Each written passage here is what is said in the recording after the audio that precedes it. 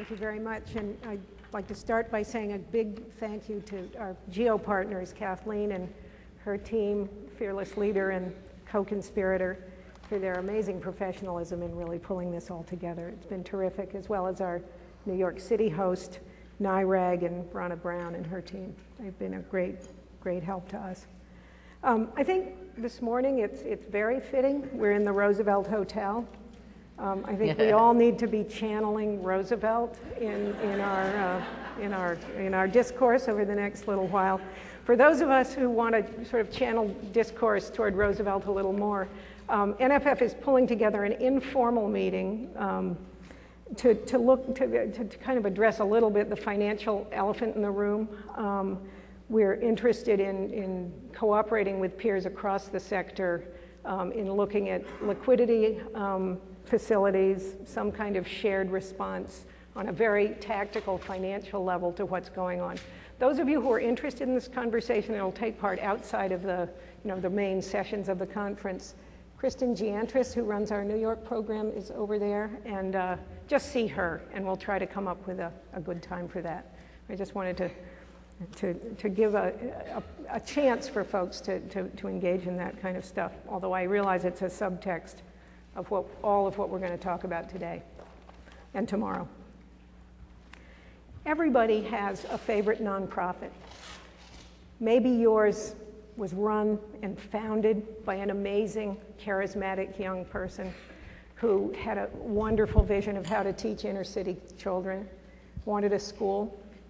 You got together with a group of foundations and you made it possible for that young man to have a charter and to start a school. But just at the ribbon cutting, maybe even just after the ribbon cutting, when everything seemed to be going wonderfully and was supposed to be sustainable, all of a sudden that gorgeous gymnasium, those clean classrooms, those wonderful new systems started to get obscured. There were cash flow crises. Financial things started happening, like the controller quit, and then another one, and then finally there was that just a spectacularly messy firing of the CFO. That was ugly. And then, for the first time ever, the reading results kind of started to decline a little bit. To top it all off, that wonderful founder abruptly announced he was going to depart for business school.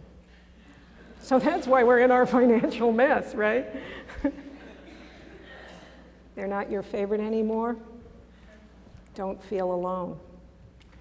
These kinds of problems are epidemic, routine in both nonprofits and for-profits that are growing rapidly. But more about that in a moment.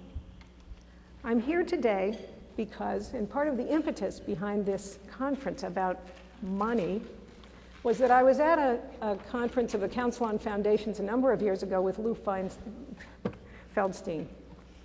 And we were chatting. I was looking through the program and I was trying to figure out what sessions to go to, and I was looking at Lou's program and I said, you know, why aren't there any sessions about money?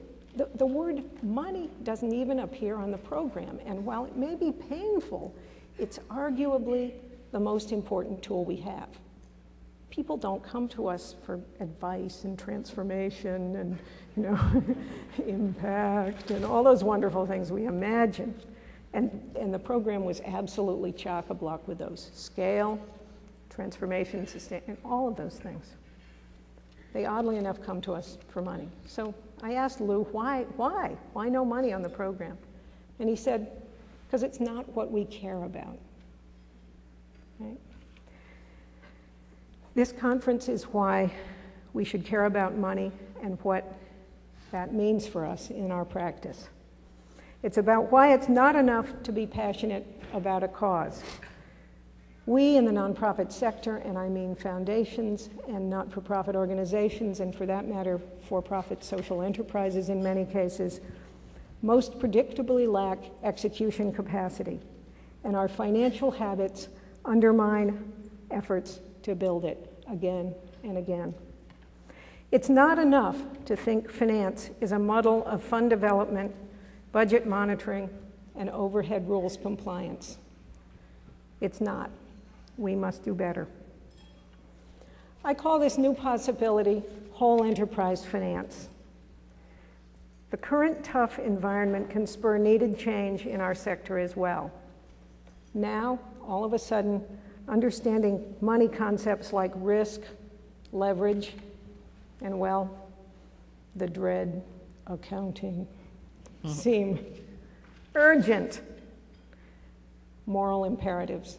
Never did grant makers, board members, government officials, and managers of social sector organizations need so urgently to understand and skillfully wield money as a tool. To do so empowers us all to powerfully connect finance with social sector success now and in the future. That's why we're here. I'm going to take a moment, outline some principles that can move us toward kind of what I'm calling whole enterprise grant making. Much of this will be covered in more depth by presenters today and tomorrow, and we have a fabulous lineup. I'm like a kid in a candy shop, and I hope you are too. We have wonderful presentations, so what I'm saying will just scratch the surface. What we want to do is to be able to build on a foundation of newly shared assumptions, and I'm going to lay out what I mean about those. There's a reason we have a nonprofit sector, and it's a commercial reason. We do things that, for one reason or another, are not being done by our for-profit friends. This fact impairs the usual for-profit commercial expectations and means that we require in our sector an even higher level of enterprise savvy. Here are 3 examples. First, going to scale, right? Revenue for the mission-related part of our business, let's say a preschool for families living below the poverty level, rarely, if ever, covers all costs. So the more we do, the more we lose a buck on every widget. Now, in the for-profit sector, if you lose a buck on every widget, you say, I can't make any money doing this, and you exit. But in our sector, our missions tell us to stay. So we have to manage around the fact that almost always our mission businesses lose a buck on every widget.